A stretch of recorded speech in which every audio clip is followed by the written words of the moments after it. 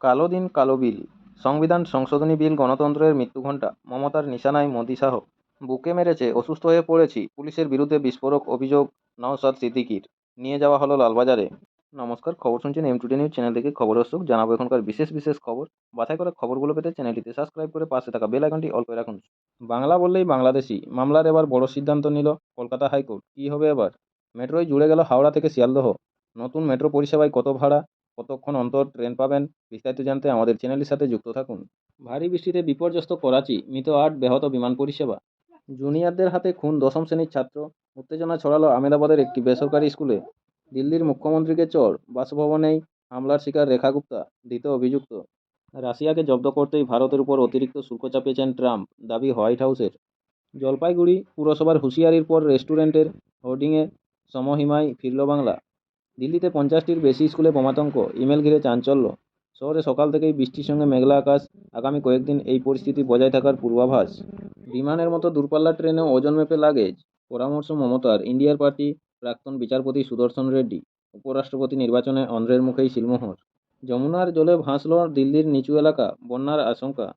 Voter তালিকা সংশোধন, কর্মীদের কঠোর নজরদারির ফরমান জারি অমিত শাহের, নিয়মিত তথ্য তুলতে হবে সরলেপে। বিহারে অপারেশন ল্যাংড়া শুরু পুলিশের, ঘুম ছুটছে দুষ্কৃতীদের। চামোলিতে বৈঠক উত্তরাখণ্ডের মুখ্যমন্ত্রী পুষ্কর সিং ধামির, 213 পয়েন্ট উঠে 81,857.84-তে থামল সেন্সেক্স। আগামীকাল বৃহস্পতিবার পূর্ব মেদিনীপুর ও দক্ষিণ 24 পরগনায় ভারী বৃষ্টির পূর্বাভাস জারি, হলুদ সতর্কতা। প্রয়াত রাজ্যের প্রাক্তন পর্যটন মন্ত্রী দীনেশচন্দ্র ডাকুয়া। আপনারা এতক্ষণ শুনলেন সংবাদ শিরোনাম, আসবো বিস্তারিত খবরে। করাচি, গুজরাট উপকূলের কাছে আরব সাগরের উপরে রয়েছে একটি ঘূর্ণাবর্ত, সঙ্গে পাকিস্তানের উপর সক্রিয় রয়েছে মৌসুমি অক্ষরেখা। এই কারণেই ব্যাপক বৃষ্টি হচ্ছে ভারতের প্রতিবেশী রাষ্ট্রে। বিশেষ করে পাকিস্তানের করাচিতে বন্যা পরিস্থিতির সৃষ্টি হয়েছে, জারি করা হয়েছে জরুরি অবস্থা। সবচেয়ে খারাপ পরিস্থিতি সিন্ধু প্রদেশে, সেই কারণে সিন্ধে আজ বুধবার সরকারি ছুটির ঘোষণা করা হয়েছে। যদিও এখনোই বৃষ্টির হাত থেকে নিস্তার নেই বলে জানাচ্ছে পাকিস্তানের আবহাওয়া দপ্তর। গোটা সপ্তাহ জুড়ে পাকিস্তানে, বিশেষ করে সিন্ধু প্রদেশে ভারী বৃষ্টির পূর্বাভাস রয়েছে, যার ফলে দুর্ভোগ আরও বাড়তে পারে বলে মনে করছে পাক আবহাওয়া দপ্তর। ভারী বৃষ্টির জেরে করাচিতে এখনও পর্যন্ত 8 জনের মৃত্যুর খবর পাওয়া যাচ্ছে। জল জমেছে শহরের গুরুত্বপূর্ণ রাস্তায়, যান চলাচলে বিঘ্ন ঘটছে। জিন্নাহ আন্তর্জাতিক এয়ারপোর্টে উড়ান পরিষেবা বিঘ্নিত হচ্ছে। বাতিল করা হয়েছে বেশ কিছু আন্তর্জাতিক বিমানও। জলমগ্ন এলাকা থেকে উদ্ধার করা হয়েছে 1100 জনকে। পাকিস্তানের আবহাওয়া দপ্তরের তরফে জানানো হয়েছে, বুধবার সকাল 10টা পর্যন্ত গুলশন-ই-হাদেদে 170 মিমি পর্যন্ত বৃষ্টি হয়েছে। করাচিতেও আজ বুধবার সরকারি ছুটির ঘোষণা করেছে। পরবর্তী খবরে আসবো, জুনিয়রের হাতে খুন দশম শ্রেণীর ছাত্র, উত্তেজনা ছড়ালো আহমেদাবাদের একটি বেসরকারি স্কুলে। আহমেদাবাদ, স্কুলের বাইরে জুনিয়রের হাতে খুন হলো সিনিয়র। নবম শ্রেণীর এক পড়ুয়ার বিরুদ্ধে দশম শ্রেণীর এক ছাত্রকে কুপিয়ে খুনের অভিযোগ উঠল। গতকাল মঙ্গলবার গুজরাটের আহমেদাবাদে একটি বেসরকারি স্কুলের বাইরে ঘটেছে ঘটনাটি। গুরুতর জখম অবস্থায় দশম শ্রেণীর ওই পড়ুয়াকে হাসপাতালে ভর্তি করলে চিকিৎসকরা মৃত বলে ঘোষণা করেন। আর সেই ঘটনাকে কেন্দ্র করে আজ বুধবার উত্তপ্ত ওই বেসরকারি স্কুলের চত্বর। মৃত পড়ুয়া ওই স্কুলের ওই ছাত্র, এমনকি অভিযুক্ত ছাত্র ওই স্কুলে পড়াশোনা করে। গোটা বিষয়টির জন্য দায়ী স্কুল কর্তৃপক্ষ, এমন ওই অভিযোগ তুলে বিক্ষোভ দেখাচ্ছেন পড়ুয়ার অভিভাবক সহ আত্মীয়রা। এমনকি অন্য পড়ুয়াদের অভিভাবকরাও পৌঁছেছেন ঘটনাস্থলে। ওই বেসরকারি স্কুলের আসবাবপত্রে ভাঙচুর চালানো হয়েছে, গেট ভেঙে দেওয়া হয়েছে, মারধর করা হয়েছে নিরাপত্তা রক্ষীদের, এমনটাই অভিযোগ। এমনকি হেনস্থার শিকার হয়েছেন বলে অভিযোগ শিক্ষক শিক্ষিকাদেরও। অভিযুক্ত ছাত্রটি সংখ্যালঘু সম্প্রদায়ের ও মৃত ছাত্র সিন্ধ্রি সম্প্রদায়ের। অবিলম্বে কঠোর ব্যবস্থা নেওয়ার দাবি জানিয়ে ওই বেসরকারি স্কুলের বাইরে বিক্ষোভ দেখাচ্ছে এবিভিপির কর্মীরা। ঘটনাস্থলে পৌঁছেছে বিশাল পুলিশ বাহিনী, পরিস্থিতি নিয়ন্ত্রণে আনার চেষ্টা করা হচ্ছে। অভিযুক্ত ছাত্রকে পুলিশ হেফাজতে নিয়েছে।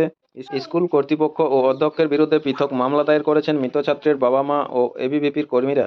এক পড়ুয়ার অভিভাবক জানিয়েছেন, এই ঘটনা ঘটতে পারে আশঙ্কা ছিলই। প্রায় স্কুলে মারপিট, অশান্তির ঘটনা ঘটত পড়ুয়াদের মধ্যে।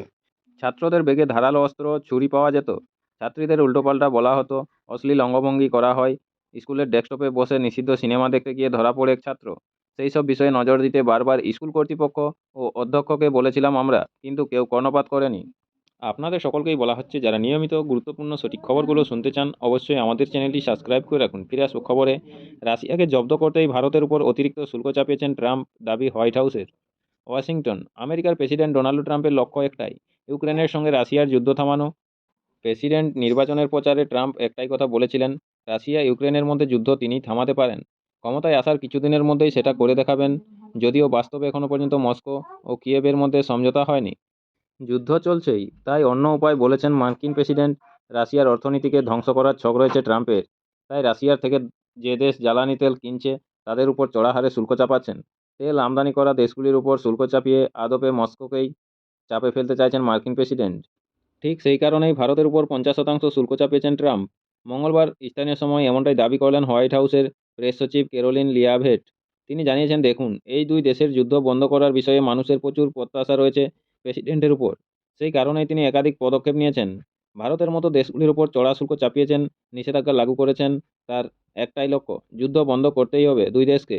ট্রাম্পের যুক্তি, ভারত রাশিয়া থেকে প্রচুর জ্বালানি তেল কিনছে বলে মস্কোর অর্থনীতি মজবুত হচ্ছে, তাতে তারা ইউক্রেনের সঙ্গে যুদ্ধ সহজেই চালিয়ে যাচ্ছে। ক্যারোলিন আরও বলেন, প্রেসিডেন্ট চাইছেন যত দ্রুত সম্ভব এই যুদ্ধটি শেষ হোক। যে বৈঠকটি হলো হোয়াইট হাউসে, তাতে উপস্থিত থাকা ইউরোপের রাষ্ট্রনেতা থেকে শুরু করে নেটোর সাধারণ সম্পাদক মনে করছেন এটা ভালো পদক্ষেপ, আর খুব শীঘ্রই রাশিয়া ও ইউক্রেনের দুই রাষ্ট্রনেতা একসঙ্গে বৈঠকে বসবেন। সেটা খুবই ভালো বিষয়। প্রেসিডেন্ট মনে করছেন দ্রুতই সেই ঘটনা ঘটবে। অর্থাৎ ভারতের উপর শুল্ক চাপানোর কারণ হিসেবে ঘুরপথে রাশিয়াকেই দায়ী করল আমেরিকা। গত 15ই আগস্ট আলাস্কায় বৈঠকে বসেন রাশিয়ার প্রেসিডেন্ট ভ্লাদিমির পুতিন ও আমেরিকার প্রেসিডেন্ট ডোনাল্ড ট্রাম্প।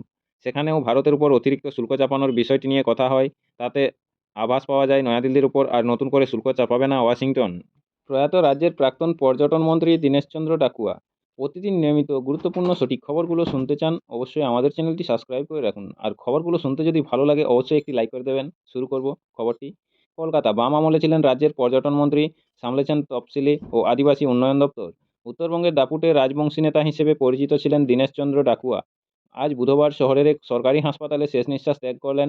তার বয়স হয়েছিল 95 বছর। বার্ধক্যজনিত কারণে দীর্ঘদিন ধরেই ভুগছিলেন বলে দল সূত্রে জানা গিয়েছে। রাজবংশী সম্প্রদায়ের নেতা হিসেবে তিনি প্রথম রাজ্যে মন্ত্রিসভায় স্থান পেয়েছিলেন। বামপন্থী রাজনীতির সঙ্গে যুক্ত ছিলেন, ছাত্র সংগঠনের সঙ্গেও যুক্ত ছিলেন, পেশায় ছিলেন আইনজীবী। প্রথমে সিপিআই, পরে 1964 সালে সিপিআইএম-তে যোগ দেন দীনেশ ডাকুয়া। কোচবিহারের মাথাভাঙা থেকে 1967 সালে ভোটে জয়ী হয়ে বিধায়ক হন, যদিও তারপর অনেকবার ভোটে হারেন তিনি। কিন্তু 1972 থেকে টানা 2006 সাল পর্যন্ত মাথাভাঙার বিধায়ক পদেই জয়ী হয়েছিলেন দীনেশবাবু। 1987 সালে বামফ্রন্ট সরকারের আমলে জ্যোতি বসুর মন্ত্রিসভায় প্রথম মন্ত্রী হন তিনি।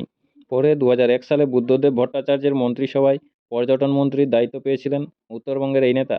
উত্তরবঙ্গের তথা কোচবিহারে নানান সময়ে বিচ্ছিন্নতাবাদী শক্তির বিরুদ্ধে লড়াইয়ে নেতৃত্ব দিয়েছিলেন দীনেশ ডাকুয়া। সিপিআইএমের রাজ্য কমিটির প্রাক্তন সদস্যও ছিলেন তিনি। বর্ষিয়ান এই বাম নেতার প্রয়াণে শোক প্রকাশ করেছে রাজ্য কমিটি। পরবর্তী খবরে আসবো। দিল্লিতে 50টির বেশি স্কুলে বোমাতঙ্ক, ইমেল ঘিরে চাঞ্চল্য। নয়াদিল্লি, ফের স্কুলে বোমা হামলার হুমকি দিয়ে ইমেল। চলতি সপ্তাহে দ্বিতীয়বার ঘটল এই ঘটনা। দুদিন আগেই দেশের রাজধানীর 32টি স্কুলে এই একই ধরনের হুমকির মেল আসে। আজ বুধবার সকালে ফের একই ধরনের হুমকি মেল আসে 50টিরও বেশি স্কুলে। পরিস্থিতির কথা মাথাতে রেখে তড়িঘড়ি স্কুলগুলিতে পৌঁছায় পুলিশ, সঙ্গে থাকা বম্ব স্কোয়াড ও স্নিফার ডগ। দিল্লির কারোলবাগ ও মালব্য নগরের দুটি জনপ্রিয় স্কুলেও বোমা হামলার হুমকি দিয়ে মেল আসে। সঙ্গে সঙ্গে খালি করে দেওয়া হয় স্কুলগুলি। যদিও পুরো বিষয়টি ভুয়ো বলে দাবি করেছে দিল্লি পুলিশ, কিন্তু কোথা থেকে ও কে এই ঘটনা ঘটাচ্ছে তার তদন্ত শুরু হয়েছে। ইমেলগুলি যে আইপি ঠিকানা থেকে পাঠানো হয়েছে তার সন্ধান চালানো হচ্ছে।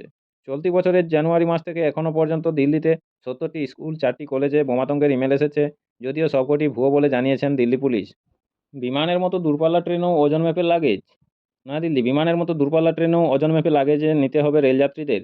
সেই বিধি এবার কঠোরভাবে কার্যকরের দিকে এগোচ্ছে রেল। বিমানের মতো ট্রেনেও টিকিট বুকিংয়ের সময় আসন বাছাই করা যায় কিনা সে ব্যাপারে ইতিমধ্যেই পরিকল্পনা হয়ে গিয়েছে। এরই সঙ্গে আসছে লাগেজ।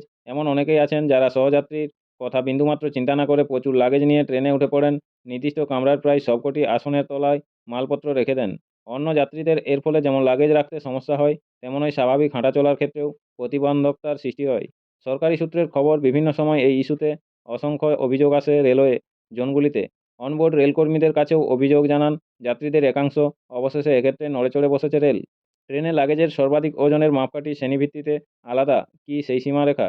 রেল সূত্রে জানানো হয়েছে, এসি ফার্স্ট ক্লাসে একজন যাত্রী 70 কেজি পর্যন্ত লাগেজ নিতে পারেন। তারপর লাগেজের ওজন হলেই বাড়তি টাকা গুনতে হবে।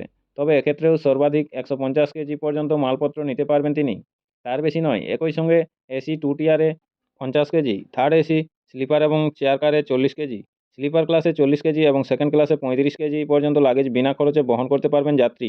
এর বেশি হলে অতিরিক্ত মাসুল দিতে হবে। মন্ত্রকের এক মুখপাত্র জানিয়েছেন, নির্দিষ্ট ওজন মেনে ট্রেনে লাগেজ নিয়ে যাওয়ার নিয়ম ইতিমধ্যেই কার্যকর রয়েছে, কিন্তু তা কেউ মানে না। স্টেশনেও বিশেষ নজরদারি চালানো হয় না। ফলে রেলযাত্রীদের একটি অংশকে সমস্যায় পড়তে হয়। দূরপাল্লা ট্রেনে কেউ যে খালি হাতে উঠবেন না তা বলার বাহুল্য, কিন্তু এই সংক্রান্ত কিছু নিয়ম প্রত্যেকেই এবার থেকে মেনে চলতে হবে, সাফ জানিয়ে দিল রেলমন্ত্রক। জানা যাচ্ছে, নিয়ম না মানলে রেল আইন অনুযায়ী কড়া শাস্তির মুখে পড়তে হতে পারে যাত্রীদের। পাশাপাশি আইন লঙ্ঘনকারী যাত্রীদের জরিমানাও করতে পারেন দায়িত্বপ্রাপ্ত রেলকর্মীরা। তবে এই নিয়মের কঠোর বাস্তবায়নের ক্ষেত্রে সঙ্গত কারণেই কিছু প্রশ্ন উঠছে। নিয়ম পালনে কড়া হতে চাইছে রেল বোর্ড, কিন্তু কোন স্টেশনে লাগেজের ওজন মাপার কতগুলি যন্ত্র আছে তার সুদুত্তরই নেই রেল আধিকারিকদের একটি অংশের কাছে। ফলে সিদ্ধান্ত মতো নিয়ম পালনে রেলকে বরাবরের মতোই চরম সমস্যার সম্মুখীন হতে হবে কিনা তা নিয়ে প্রশ্ন থাকছেই। আপনারা খবরগুলো শুনছেন M2 নিউজ চ্যানেল থেকে। খবর অশোক। পরবর্তী খবরটিতে আসবো। থার্মোকলের কাজ বন্ধ করতে হবে অবিলম্বে, পুজোর মুখে পুলিশি অভিযান। মাথায় হাত কুমোরটুলি শিল্পীদের। কলকাতা। পুজোর মুখে কুমোরটুলিতে থার্মোকল ব্যবহার রুখতে শুরু হয়েছে ব্যাপক অভিযান। পুলিশের কড়াকড়ির ফলে আতঙ্ক বাড়ছে মৃত শিল্পীদের মধ্যে। প্রশাসনিক মহলের বক্তব্য, পরিবেশ দূষণ রোধে প্রতিমার সাজসজ্জায় থার্মোকলের ব্যবহার নিষিদ্ধ। এ নিয়ে সরকারিভাবে প্রচারও চালানো হয়। তবে মৃত শিল্পীদের বক্তব্য, পুজোর ঠিক আগে পুলিশের এই তৎপরতা প্রবল সমস্যায় ফেলেছে তাদের। শিল্পীদের বক্তব্য, বর্তমানে দফায় দফায় সাদা পোশাকে আসছে পুলিশ। বেশ কিছু শিল্পীর ব্যবসার জায়গায় গিয়ে ছবি তুলে নিয়ে গিয়েছে। সব মিলিয়ে নানা ধরনের খবর ছড়িয়ে পড়েছে কুমোরটুলিতে। বাড়ছে বিভ্রান্তি। আতঙ্কিত হয়ে পড়েছেন শিল্পীরা। তৈরি হচ্ছে ক্ষোভ। কুমোরটুলি মৃৎশিল্পী সংগঠনের দুই কর্মকর্তা বাবু পাল ও রঞ্জিত সরকার মঙ্গলবার এ প্রসঙ্গে বলেন, রবিবার কুমোরটুলির বিভিন্ন মৃৎশিল্পী সংগঠন শ্যামপুকুর থানায় যায়। এ নিয়ে উদ্বেগ প্রকাশ করে পুলিশকে বলা হয়েছে, যেভাবে অভিযান চালানো হচ্ছে তাতে পুজোর মুখে আতঙ্ক বাড়ছে। এই শিল্পের সঙ্গে যুক্ত কয়েকশো শিল্পীর রুটি রুজির সমস্যা দেখা দিয়েছে। তবে সমস্যার কোনো সমাধান এখনও হয়নি। ফলে আমরা চরম উদ্বেগের মধ্যে রয়েছি। এই মুহূর্তে বিকল্প কোনো ব্যবস্থা নেই আমাদের, ফলে কোনো আশার আলো দেখা যাচ্ছে না। মঙ্গলবার রবীন্দ্র সরণি, বনমালী সরকার স্ট্রিট, কুমোরটুলি স্ট্রিট সহ পড়ুয়াপাড়ার বিস্তীর্ণ এলাকায় ঘুরে দেখা গিয়েছে যে শিল্পীরা প্রতিমার সাজসজ্জা তৈরি করেন তারা চরম আতঙ্কে রয়েছেন। বহু শিল্পী থার্মোকল প্রকাশ্যে রাখছেন না, আড়ালে রেখে বা থার্মোকলের উপর সাদা কাগজ লাগিয়ে ডিজাইনের কাজ করছেন। দীর্ঘদিন ধরে থার্মোকল ও জরির কাজ করেন শিল্পী বিশ্বনাথ দে। তিনি বলেন, পুজো দোরগোড়ায় বারবার পুলিশ এলে আমরা কিভাবে ব্যবসা করব? আমাদের আন্দোলন করা ছাড়া অন্য কোনো উপায় নেই। প্রবীণ সাজশিল্পী প্রদীপ দে বলেন, ইতিমধ্যেই থার্মোকলের সাজের কাজ অনেক এগিয়ে গিয়েছে। অনেক টাকার বরাত এসে গিয়েছে। এখন কাজ বন্ধ করলে বহু টাকার ক্ষতি। এই ক্ষতি সহ করা দরিদ্র শিল্পীদের পক্ষে সম্ভব নয়। আগে পুলিশ পদক্ষেপ নিলে আমাদের এই সমস্যায় পড়তে হতো না। অন্যদিকে পরিবেশ আন্দোলনের সঙ্গে যুক্ত মানুষদের বক্তব্য, থার্মোকলের ব্যবহার অনেক আগে থেকেই নিষিদ্ধ দেশ জুড়ে। ফলে প্রশাসনিক এই অভিযান যুক্তিযুক্ত। কিন্তু এক্ষেত্রে পুজোর আগে অনেক আগে থেকে লাগাতার প্রচার অভিযান চালানোর প্রয়োজন ছিল। পুজোর মুখে এই অভিযান চালালে ক্ষতি হবে শিল্পীদের। তারা সমস্যার মুখে পড়বেন। কলকাতা পুলিশের বক্তব্য, দূষণ রোধে যে গাইডলাইন রয়েছে তা মেনে চলার কথা বলা হয়েছিল মৃৎশিল্পীদের। নমস্কার, এখনকার স্থানীয় সংবাদটি এই পর্যন্তই। পরবর্তী সংবাদটি পেতে চ্যানেলটিতে সাবস্ক্রাইব করে পাশে থাকা বেল আইকনটি অল করে রাখুন। সবাই ভালো থাকুন, সুস্থ থাকুন। দেখা হচ্ছে পরের আপডেট খবরটিতে। ধন্যবাদ।